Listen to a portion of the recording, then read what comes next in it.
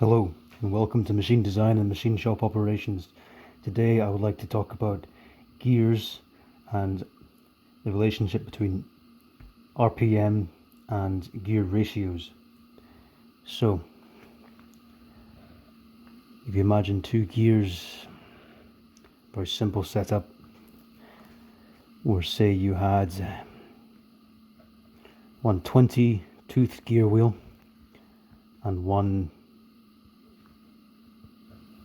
40-tooth. So the gear ratio between these two gears would just simply be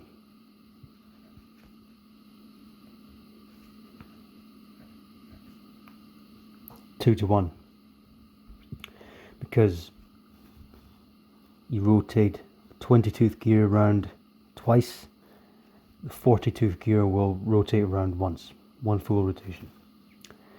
So if the motor had an output speed of say 1420 RPM,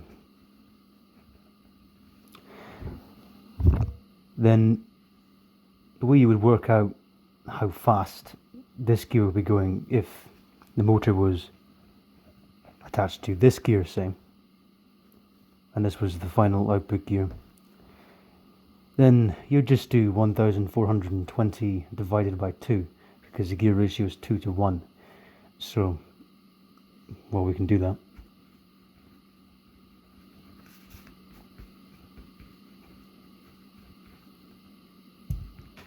And that comes out to 710.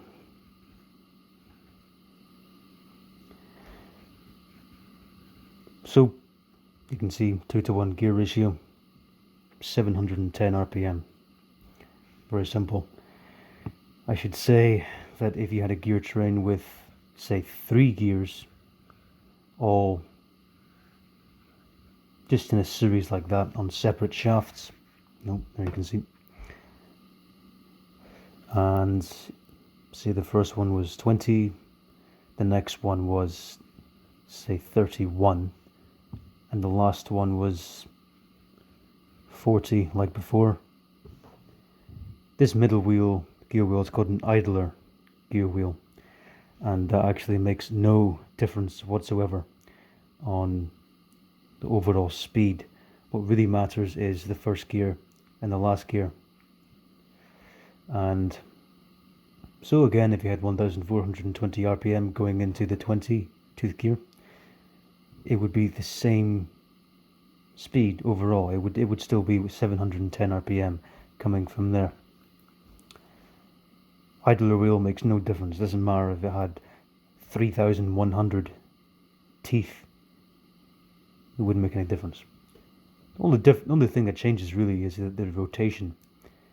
So if this was going clockwise, like that,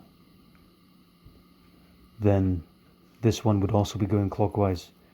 When in this setup, they'd be going in opposite directions, obviously. And this may or may not be relevant or significant. But what if you had a different concatenation of gears? So you could have one gear here with 20 teeth on it,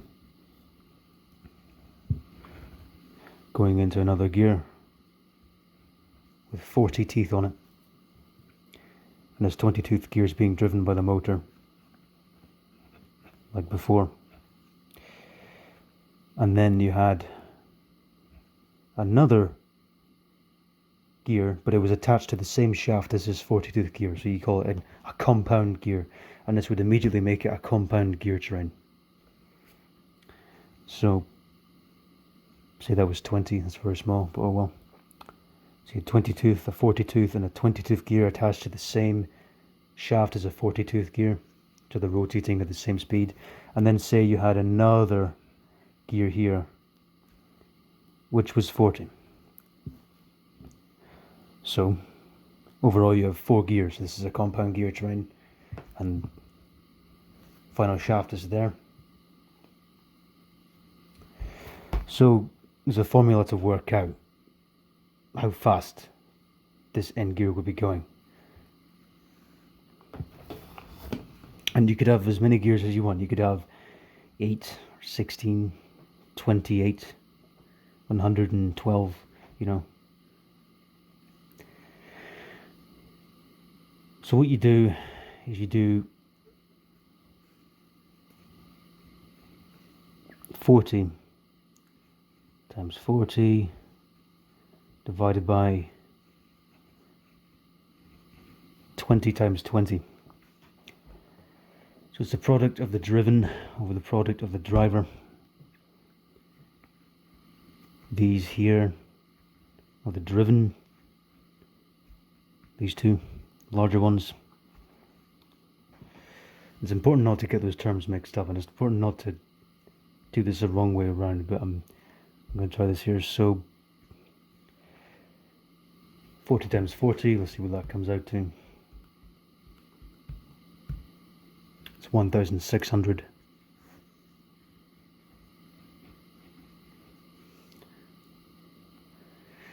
Divided by 20 times 20, well, the product of that, so 400. So then you have 1,600 divided by 400, which comes out to 4.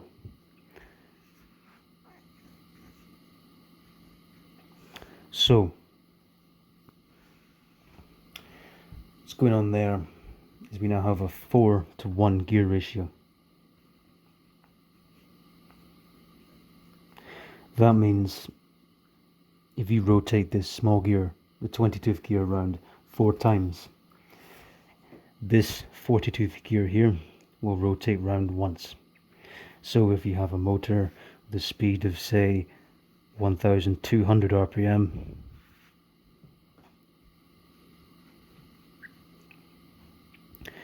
and it was driving this 20-tooth gear, then it's simply 1,200 divided by 4.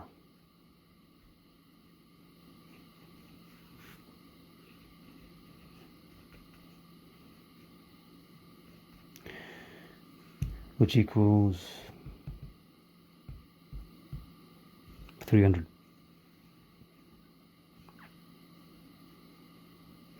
So with this specific concatenation, you'd have 300 RPM from a 1,200 RPM motor. And that's the basics of gear ratios and the relationship between RPM, which stands for rotations per minute, and the gear ratio. So it's quite a simple way of going about things, but it's the way I do it. This is handy for calculating the speed that your lead screw will be going at on a lathe if you have a motor, and then you have this set of gear wheels, and you have to work out exactly how fast the lead screw is going to be going, and what gears you may need to add or subtract from your concatenation. And so that's one use you can use this for. Well, there's many other uses, but this is still quite basic. This is really just the rudimentary elements of gears and what you can actually achieve with them. So, goodbye.